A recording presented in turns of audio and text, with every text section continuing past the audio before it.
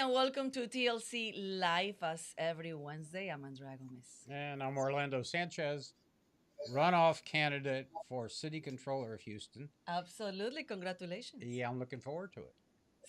We have So, another race coming up December 9th. Early voting starts in just a couple of weeks. so it's okay. So you've been working hard for these elections, and now, I mean, it's like never finish I'm running till December 9th. I'm running against cut and run Chris Hollins. You know why I So, call him cut and run? no. He was running for mayor in Houston and Sheila Jackson Lee told him to get out of the race, so he cut and ran. So he stepped on the in this It was race. a man in search of a race. So I mean, I guess everybody. I'm not gonna assume that everybody knows what the position that you're running for. Right. So what is the position that you're running Well, it's the chief financial officer for the city of Houston. It does all the investments, issues the debt, reports to the mayor and the city council and the citizens, conducts audits of the different departments, does all the payments of the city, makes all the deposits, keeps up with all the financial aspects, which is not dissimilar to the job I performed as former Harris County treasurer for 12 years. So I'm well suited, well qualified for the position, and I look forward to a very exciting campaign here in the next couple of weeks. for, and that's called the Houston City Controller. That's the Houston City position. Controller, that's correct. So give us. I mean, we were in your watch party last night, and one of our dear friends' restaurant. David Cordua, thank you so much for hosting the watch party for Orlando Sanchez At the Limb Bar. at the Lim Bar. Actually, the food was excellent. Amazing. The place is amazing. The food, the drinks, everything is amazing. So, give us the insight of you were watching from 7 o'clock when the polls close, and so give us the feedback of and your experience of almost 30 years in politics. How was the elections yesterday? Well, pretty much as expected. As you know, both Rice University and the University of Houston have been running polls, and while they were a little off, it was pretty much came in as was expected.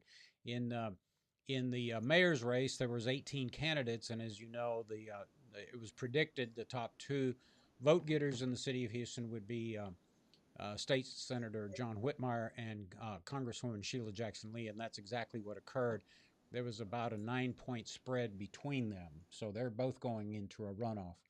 And then, with respect to the city controller race, there were four candidates myself, Chris Hollins, whom I call Cut and Run Chris, uh, uh, and my colleague and dear friend Dave Martin, who represents District E, and then the assistant city controller, who currently is in the position, Sharon Nobles. So no one was expected to win outright, although cut and run Chris Hollins spent all of his money. He raised about $1.8 million, which is unheard of for a city controller race, thinking that he would win without a runoff. And now it's a whole new race between cut and run Chris Hollins and myself. Well, it's true. I mean, you think about it. Sheila told him to get out of the mayor's race, go into the controller's race. And you can imagine if Sheila Jackson Lee wins the mayor's race and Chris Hollins is the controller, and she tells him, hey, don't be looking at the city finances too hard, that's pretty dangerous for the city. Absolutely. So we got to call it the way it is. This is a runoff, and I got to tell people the honest truth. I mean, do you want somebody in that office that has experience as a banker, a board member of a major hospital, a chairman of the University of Houston Foundation Board of Trustees, 12 years as county treasurer, 6 years as a city council member, intimately familiar with the city of Houston issues, former mayoral candidate, or do you want cut and run Chris Hollins? That's the question. Who will be taking orders from Sheila Jackson Lee? So that's where we are. It's a whole new day. We start from ground zero. Election is slated for Saturday, December the 9th. And sadly, turnout was extremely low. About I was gonna ask you about that. Yeah. 211,000 people voted in the race for city controller, which is probably the second most important position in the city of Houston. 200,000 people out of almost 3 million people. Unbelievable. I can believe that in a city like Houston, um, only 200,000 people are deciding who is the mayor of Houston, who is Well, not even who's running the city. not Pretty much. not even 200,000. The winner will be the next mayor of Houston and the next city controller will be decided by less, almost 100,000 votes Exactly. out of 3 million. And then, it reminds me of a story. I have a dear friend that I served on the Houston City Council with. He represented District B, which is the historic African American community, Pleasantville, Fifth Ward area. And his name is Michael Yarbrough, and he and I have become very good friends. And He was there last night. yeah, Michael has a story. And the story is there's a man traveling through East Texas, and he comes upon another elderly gentleman sitting on a porch in a rocking chair. And he goes up to talk to the man, but he notices at the end of the porch there's a dog sitting at the end of the porch, and he's moaning and groaning. And so the gentleman asks the other guy in the rocking chair, says, "Why is that dog moaning and groaning?" He says, "Well, he's sitting on a nail." And the traveler in East Texas says, "Well, why doesn't he get up?"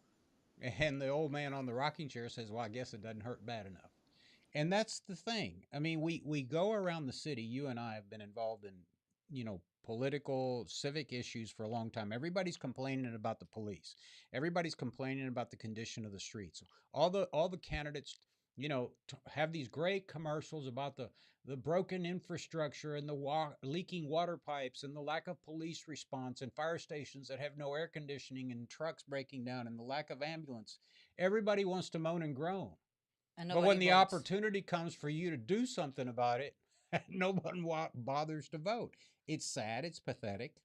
And, And it's more pathetic in a city of Houston that with 50% of the population that is Hispanic, in Harris County 50% of the population are Hispanics, and the Hispanics turnout is even worse. it's even worse. No. So this is really sad. People seems like they care less and less and less every year, And and they complain more and more and and they more. complain more and more and more. And look at the disaster that we have.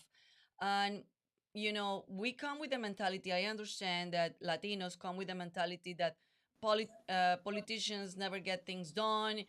Nothing is gonna happen. My vote is not gonna make a difference. But we are the cause of that nothing is happening Mhm. because we're not voting, we're not participating, and whether we like it or not, everything has to do with politics. Yeah. The people that it's in office decide for our future and daily things in our life. Yeah. So you have another opportunity to make a difference and have your voice heard.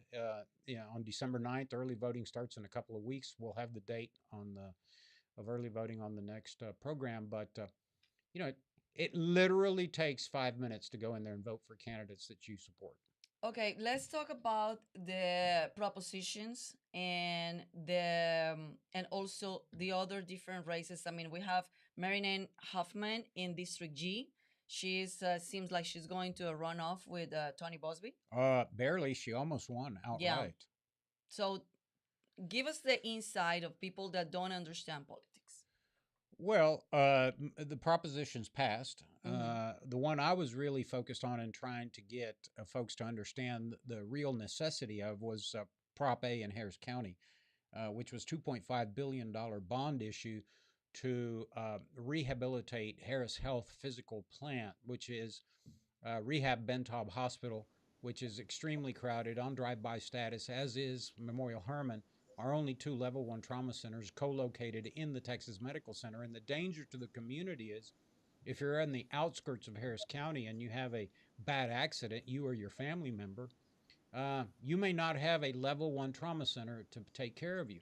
And when you have a bad injury, you have to have a level one trauma facility take care of you. What's the difference between a level one, two, and three? A level one means that there is every medical discipline on staff 24 hours a day, 365 days a year. So if you need a thoracic surgeon, they're there. If you need a pulmonologist, they're there. If you need an orthopedic, they're there. An endocrinologist, they're there. If you go to a level two or three, a level two is okay, but they're not there all the time. They may have to call in staff. And a Mhm. level three, I mean, it's just basic medical care. That's where you go if you have a broken arm or a sprained ankle, but you don't want to go there in a bad wreck. So Houston only has two level one trauma centers.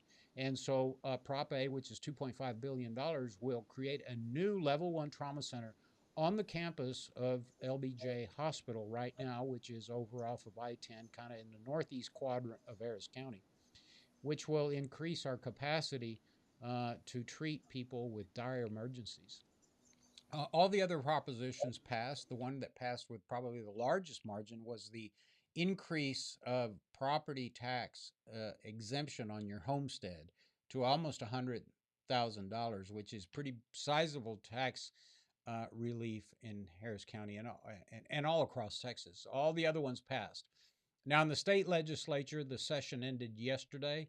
The third special session, I think the governor is now calling for Friday to begin a fourth special session because he wants to pass school choice Hmm. for parents.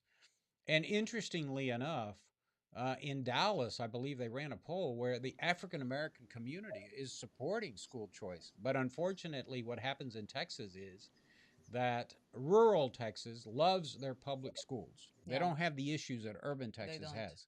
And so they think that, this is going to be a loss to the public education system in rural Texas when it's not. This is going to give an opportunity for parents to decide that if your local school district, which isn't performing, and typically those that are not performing are in urban areas like Houston, this would give parents an opportunity to choose whether they want to send their child to a private school or a public school or homeschool them. And so the governor is insistent that we pass school choice. So we're going to call another special session, and he's promised to keep the entire legislature in session as long as it takes for them to pass something. So we're looking forward to that. And like I said, all the other provisions, minor provisions about preserving Texas agriculture passed, and creating infrastructure, internet throughout Texas, rehabilitating some of our power generation plants. All those things passed. And once again, it was 10 o'clock and we didn't have the final results. Yeah, Harris County, 3:30 in the morning. In spite of the fact that you have technology and frankly, I mean, I think the Harris County clerk did a good job. I think there were some minor hiccups that were highlighted, but well, I better than last time for sure. much better than last time. And I think Tanisha has been at the clerk's office for a long time. I think she was actually trained and worked with Stan Stannard.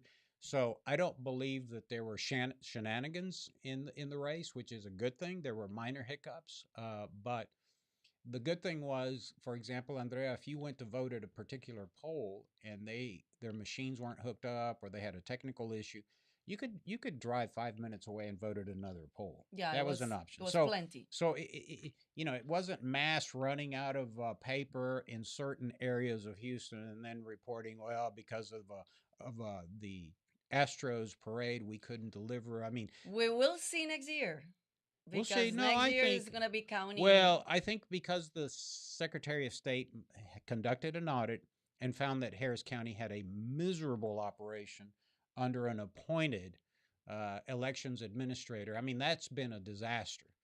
And so we're back to holding an elected official accountable, which is a good thing. So I think Tanisha did a great job.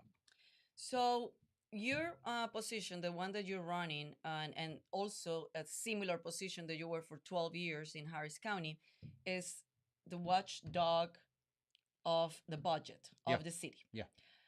So give us a perspective of how's the budget of the city, the economy in the city of Houston right now, because we have a guest today that he is a doctor, the professor of Daniel Perez Liston from the University of Houston, and um, he is the economy in expert in economy, and he's gonna give us a forecast in economy not only in the city of Houston but in the country because next year is gonna be presidential elections. So I wanted you give us a perspective of how do you see the economy in the city of Houston? Well, I mean, the economy in the city of Houston isn't doing so bad. I mean, we've got areas of concern. For example, occupancy and commercial real estate is down. So we have office buildings that have a higher occupancy um, uh, level. But in general, I mean, I think sales tax revenues are still okay. Property taxes continue to increase. The city of Houston has taken in more money each and every year. So, you hear this said all the time the city of Houston doesn't have a revenue problem, it has a spending problem, and that is true. So, the city of Houston has a baked in 160 million roughly budget deficit for the next fiscal year. We also have another $17 million liability for the pensions. It's better than it used to be. but $17 million is a lot of money on top of the 130 million, $160 million deficit. So we've got to get our arms around the city's administration and how they spend the dollars. So on the national level, a poll came out yesterday, but we got to talk about the presidential elections, in where Donald Trump is beating Joe Biden in every battleground state, I Big believe, time. including Michigan, Mm-hmm. and Wisconsin, and even in Pennsylvania, which is, Scranton, Pennsylvania is Joe Biden's hometown. So I said a long time ago on this program that the presidential election next year, actually in just under about 11 months from now, is going to hinge on the economy. And there's only one question that needs to be asked, and that's the same question Ronald Reagan asked Jimmy Carter in a debate: Are you better off today than you were 4 years ago? And every poll indicates that the economy is the number one issue. Americans are hurting. Interest rates are up. Interest rates for borrowing on a home mortgage are up. People can't afford a house. There's a low inventory of houses. Unemployment is still okay. It's approaching 4%, but it's not too bad. Inflation seems to be hurting the American economy. Mm-hmm. And so there's not a lot of confidence in this current administration. The border's a disaster, uh, especially now we let in 2.5 million people that we don't know who they are. Uh, and the world's on fire. We have North Korea and China and the Russians and Iran all forming a coalition against the West. Europe, Israel's on fire. Now they have a two-front war with Hamas and Hezbollah, and God knows how many potential terrorists have been sent through the southern border, preparing another attack on the United States. Everyone that I know predicts that. Mm-hmm. Meanwhile, it is a fact that the federal government is interviewing and arresting people that participated in the January 6th, even if they did not storm the Capitol. You were telling me about that Yeah. too. So this is a massive spy operation on American citizens. We have the left. Uh, every Democrat attorney general is bringing a former president to trial. The trial in New York is a joke, in my opinion. It's saying basically that Donald Trump and the Trump empire inflated the value of the real estate. And here's my issue: what real estate developer does not inflate the value of their holdings? It is the bank's responsibility to do an audit, to do an assessment, an evaluation, an inspection, and then determine what the value is so they can offer a loan. As I understand, even if the value was inflated, which obviously many folks in the real estate business do, the loans were paid back. I mean, the Mm-hmm. banks did okay. So this is all politically driven.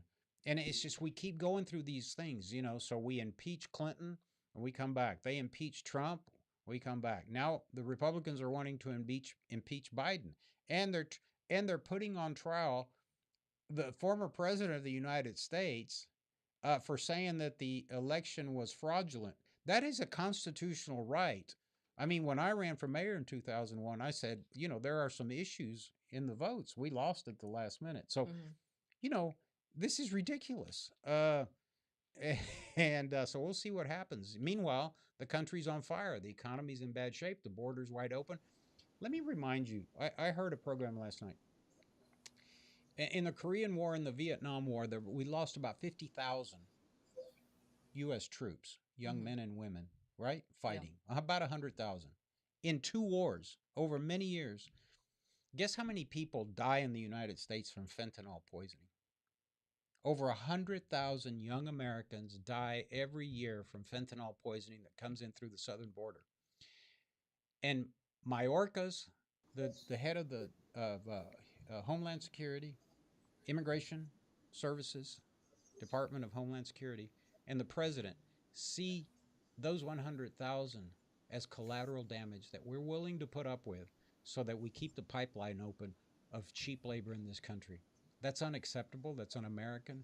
And it runs contrary to the Constitution, where it's the responsibility of the executive branch to protect and defend the United States. And so we're on fire, Andrea, but the show's to talk about the economy. So let's bring in Professor Perez.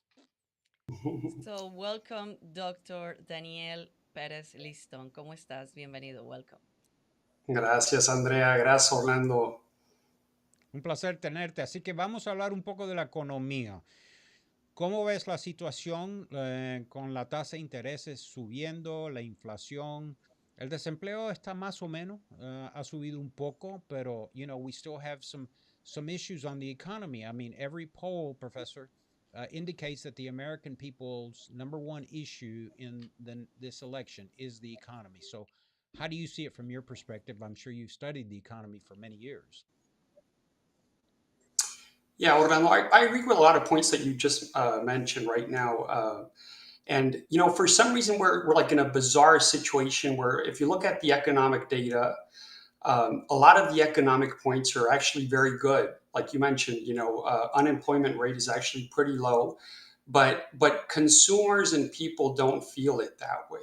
Consumers are actually pretty upset. And I think one of the reasons consumers are pretty upset is because of interest rates being relatively high compared to what they were in the past.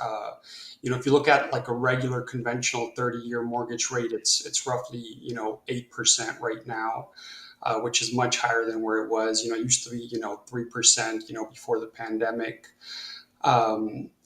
Gasoline prices are relatively higher compared to what they were before.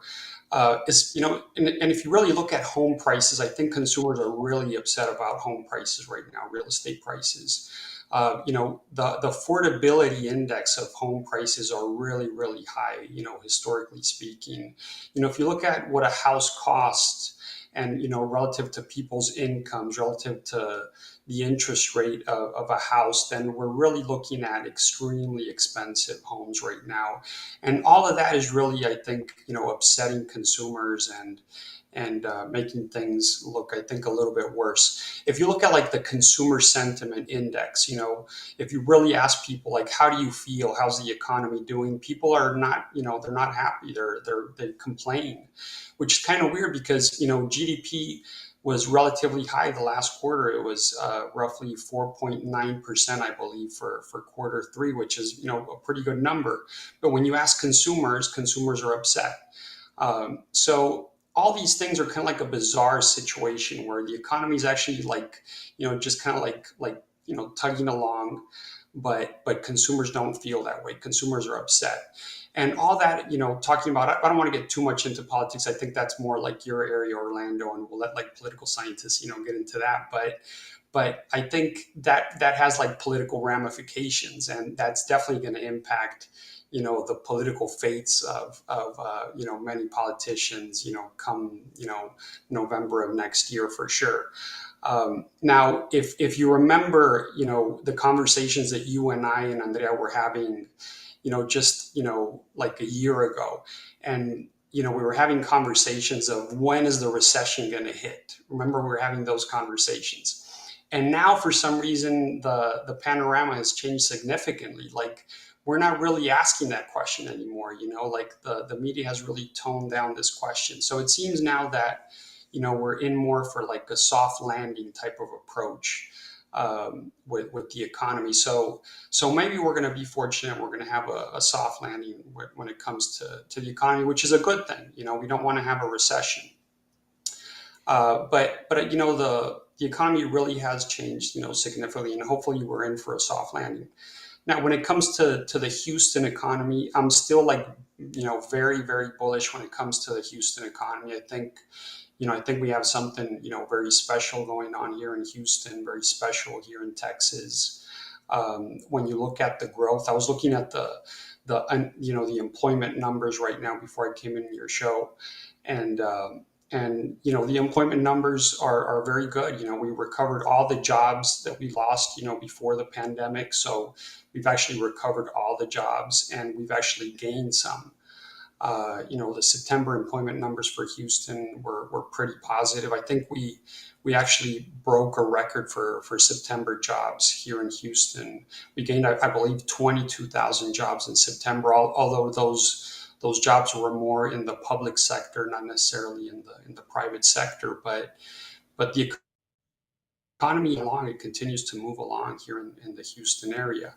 One interesting fact that I think a lot of people, there's like a misperception when it comes to the Houston, growth, economic growth variable is, you know, I was looking at some forecasts from University of Houston, and they believe that our Houston economy is driven 70% by the U.S. economy, 20% by oil, and then 10% by what they call the Texas growth formula. So if you look at those proportions, our I guess our fortunes here in Houston are going to be driven 70% by whatever happens to the U.S. economy, 20% whatever happens to oil, and then 10% whatever happens to this Texas growth formula. And if you look at those different things, the U.S. economy is doing relatively good. It's not like that. We're not having a recession. Oil is actually doing quite good. Brent is at $80 per barrel right now. And then in terms of the Texas economy, this Texas growth formula that we have in terms of being competitive compared to other states in the United States, we're doing actually quite good. So if you look at those three factors that the University of Houston forecasting folks are looking at, we're doing quite good in all those three areas. So overall, I'm still very bullish in terms of the Houston economic growth in the future, and that's kind of what I'm looking at. Now, in terms of the Houston mayoral race and what's going to happen with with the runoff and how it affects the economic prospects here in Houston. I mean, I think whoever wins, whether it's the senator or the representative, I don't think it's going to have a large ramification. I don't think it's going to make a significant difference in terms of the economy. Now, it will impact maybe certain things in terms of what they proposed, and certain crime rates, and certain things that they proposed in terms of cleaning up certain things of in terms of the city and stuff that you were talking about earlier. But will it overall impact the overall situation of the Houston metropolitan area? I don't think it'll make a significant change. I think this whole metropolitan area is mostly governed by those three things that I just mentioned right now. For the benefit of our viewers, because the economy sometimes can be an enigma, uh, Yeah. explain recession versus inflation. I'm not an economist. I think I took 6 hours because it was required at the University of Houston. But I mean, I've been on the board of a bank for several years, and I do chair the university's board of trustees, the foundation. Recession is when there's a lot of dollars hanging around, and you have a high inventory, right? And so I guess people pull back. Inflation is when when you have a lot of a shortage of products, and I think the pandemic exacerbated that because it disrupted supply chains, right? So inflation, it's a lot of dollars. I'm sorry, chasing a few goods, right? And the government through the central bank tries to slow that down, and that's sort of basically what's been happening. Yeah, good question, Orlando, and good way to put it. But another way to put it, and the basic definition of a recession is when you have two consecutive quarters of negative GDP growth. So basically, the economy contracts for two consecutive quarters, right? So there's an overall reduction of economic output. And the measure of economic output that we have in the economy is, gross domestic product. So basically, there's a reduction in economic output. And That would tell be a folks, how do recession, we right? calculate gross domestic product? And it's kind of complicated to calculate gross domestic product, but basically gross domestic product is basically all the output, right? If you think of all the output that we have, how much a factory produces, how many cars are produced, all these things are the output of the economy, right? So the gross domestic product is just like the addition of all these things that are produced in an economy, all the services, all the cars manufactured, all the equipment manufactured. That's the gross domestic product. So whenever there's a reduction in that gross domestic product over two consecutive quarters, that's a recession. So, for example, in the COVID recession, people were at home. So, because they were at home, they were, of course, not producing as much because they were at home. So that created a contraction in the economy, right? That would be a recession. Now, when it comes to inflation, inflation is more when the value of your dollar is just not buying enough things, right? So to give you an example, inflation would be like a movie ticket. When I was younger, a movie ticket was $5 for one ticket. Now a movie ticket is 14, $15, right? So that's inflation. And that's what we've been going through right now. So those are like two very different things, but sometimes I think people confuse them, right? And sometimes it can feel like you're kind of in a recession because you're going through inflation, right? Because there's inflation going on, like the stuff that, your money isn't buying enough things. So you feel like you're in a recession, but you're really not. And why would you feel that? Well, the reason you would feel that is because let's say you're a worker and they haven't raised your wages and inflation is going up. Well, for you, it feels like you're in a recession because um, your wages aren't just they're not buying the products that you were buying before. So I think a lot of consumers are feeling that, right? Um, and going back to the real estate example, if housing prices have gone up, mortgage payments have gone up, and salaries haven't gone up proportionately, then consumers are feeling that pinch. They can't buy the house that they could buy before. And that's why some consumers are right now feeling like they're kind of in a recession, but they're really not in a recession. They're more like in a personal recession because of inflation. And the interest rate is insane. Yeah, but it's starting to come down a little bit. Not a lot, but it's coming down. Professor, what do you make of all the strikes? UAW, you have the Las Vegas now, the hospitality. You have teachers in Washington State and California. What do you make of these? What I consider to be pretty sizable strikes going on in America? Yeah, and I guess it goes back to that topic that I was mentioning earlier.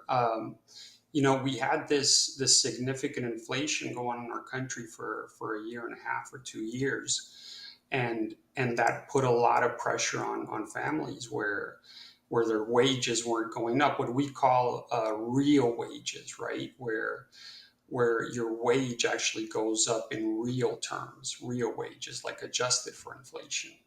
So some people, inflation went up. The price of houses went up. The price of food went up. The price of milk went up. Stuff like that.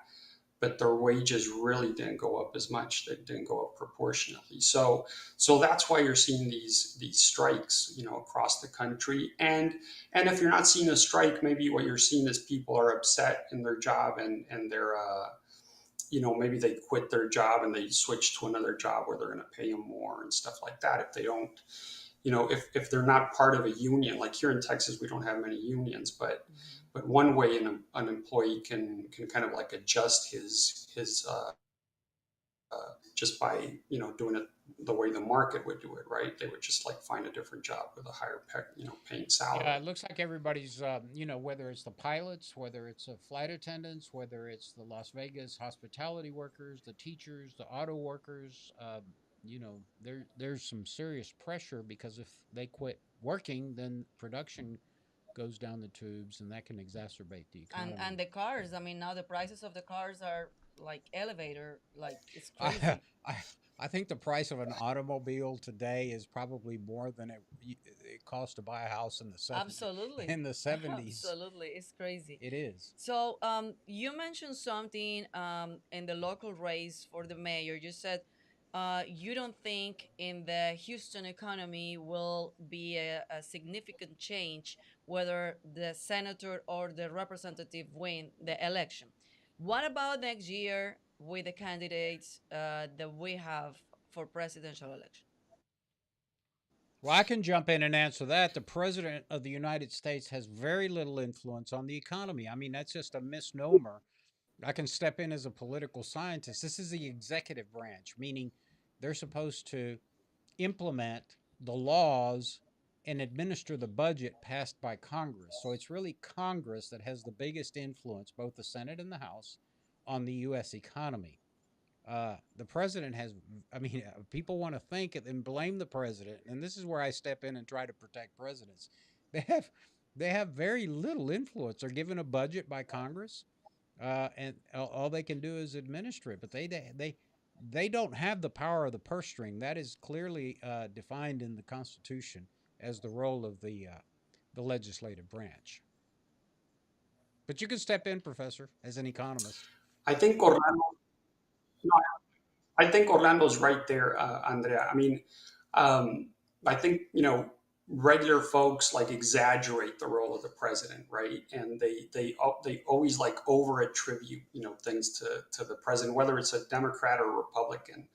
But the entity that does have like a significant influence over the economy is the Federal Reserve. The Federal Reserve of the United States has a significant influence over the economy, and I think most people aren't aware of this. And just right now, by controlling inflation through interest rate changes, they've had a significant impact on people's ability to purchase a house, purchase cars, purchase different goods. So I think that has a significant impact. Now, I've actually conducted some research in this area, and I've actually published research in this area, and the president has some impact on the economy, and there's some research on it. I don't want to get too political on it, but there is some influence that maybe being a Democrat or Republican has on the economy and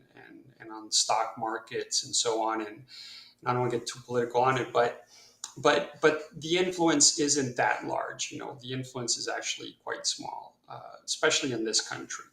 I think if we're looking at other countries, if you look at the example of Venezuela or other countries, then definitely whoever's president makes a significant influence on the economy. And Well, this was speaking of the Federal an Reserve, I can example tell of you it. that the Federal Reserve had to be very careful, Professor, because as you know, um, they were sort of the banking industry, which holds a lot of paper from the federal government in terms of investments, created a somewhat of a crisis in liquidity in banks. So we've been watching that very carefully. That I guess there was that bank in California that went under, but it's because of the Yeah. bad loans. But on top of bad loans, it was a liquidity crisis created by higher interest rates in the bond market. So kind of put the banks in a bad position. Yeah. Yeah, exactly. And that's exactly what I'm saying. I mean, I think, if an entity has a significant influence on the economy, it's actually the Federal Reserve Right. because they control the money, right? And whoever controls the money in the economy has a significant influence over the economy. And they're the ones that are actually Congress actually gives them that authority, right? To actually control the money supply. Um, so I think that entity is has a significant influence, and that's why most people who are financial analysts and economists really focus on whatever the Federal Reserve is doing. So I think from a layman's perspective, people are focusing on elections and is Trump going to win, Biden going to win, stuff like that, and it makes for like good TV and stuff like that, but if you're like a real serious financial analyst or forecaster. I think you're really more focusing in on what the Federal Reserve is going to do in its And so next my last question to you is, where is Professor Perez Liston investing his money? What I know you're not a financial analyst and advisor, but I, for example, I mean, you have to look at the S&P Standard and Poor has been outperforming this year. So if you're in equities and invested in the stock yeah. market, you're actually doing pretty well. And as you mentioned earlier, if you're into oil stocks, and particularly pipeline companies like Enterprise Products and stuff, you're getting a hell of a dividend, which is higher than the average interest rate that you may be earning at a bank. So what's uh, what's Professor Perez Liston's secret to investing? I know the secret. What's the secret sauce, right, Orlando and Andrea? It's been such an unusual market. I mean, I've been really perplexed with this like whole COVID, recession and everything. It's been so unusual. And when you think, it's going in one direction, it ends up going in another direction. But I'm more of a long-term investor, Orlando. I believe in actually investing, not so much speculating. So I think if something is if a company is a good company, sells good products, uh, you know actually create consumer, then I think that could invest in. That's kind of what I believe. Yeah. Well, Um, you were talking about but there's lots of investments and companies right things now. like I that. think. What about what we can tell regular people, regular families that they go check by check? Uh, what is the advice that we can give them? Because everything is uncertain right now. Should we put a little bit on a side and save? What is the call to action for just worker families? Yeah, I think for like regular folks, financial discipline is so important. I think Orlando would probably agree with me here. Financial discipline and just keeping track of your spending and your revenues is super important. I think that's I do research in behavioral finance, and just the behavioral component of people is so important. And that's the hardest challenge, just the way people behave, and we know what we're supposed to do, but then in the end we don't do it. That's the hard part, that behavioral component, that human element, to finance is extremely important. So I would tell people, try and aim, to save at least 10% of what you make, every month, 10% at least, and kind of track your budget, every month. There's lots of applications that can help you track your spending. You can download these applications on your phone. You can download them on your computer. Just look at your spending every week, and look at your income versus your spending. And then of course look at what there's a difference between what you want and what you need, And what you right? need. And just kind of keep that in mind. But yeah. You're quite right, Professor. And I always tell people, if I told you to drive from Houston to Los Angeles, you could probably navigate there just by knowing that after 12 o'clock the sun is setting that way, so you drive in the direction of the sun. That'll get you out to the West Coast, but you may not get to your target, which is Los Angeles. The better way to do it is to have a map, right? And you know exactly where you're going. It's the same thing in the finance world.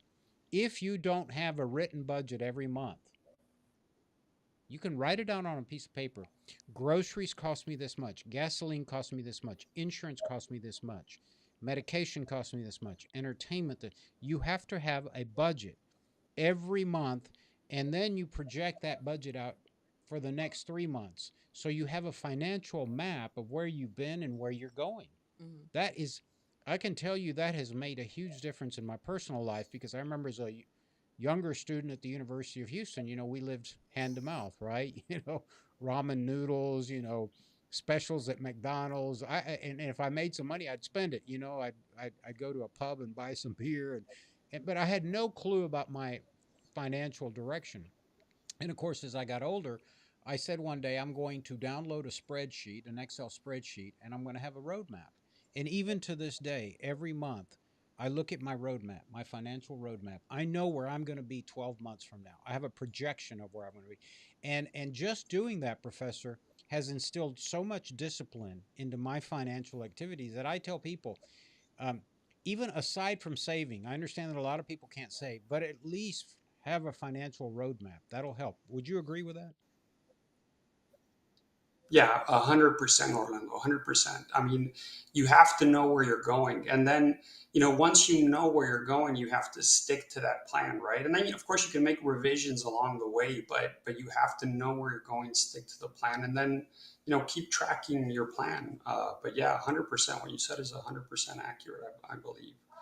Um, and then going back to the investments question, I think for most people, Orlando and Andrea, I think in terms investor, for most people would be appropriate. Just being a passive, diversified investor. I can't, give you specific advice because, like every investor is different, and they have like different, needs as investors. But I would say like for most folks, just being a passive, diversified investor would be, the most appropriate thing. Yeah, that's good advice. And again, even if you can save $100 a quarter, that's $400 at the end of a year.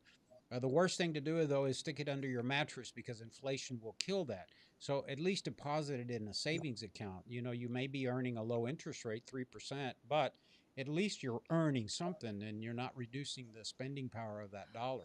Not everybody is sophisticated and wants to participate in the stock market, but again, have a plan, have a map, a financial roadmap, and save if you can. And if you just do those two things, you will see an improvement in your financial condition, Andre. We're telling this to the people, and we are with Christmas around the corner when everybody spend money. Hey, and as I tell my daughter, rip up the credit cards. I Yeah. mean, people don't understand that 23% or 27% interest on $100 purchase is not worth it, folks. Yeah, It's not.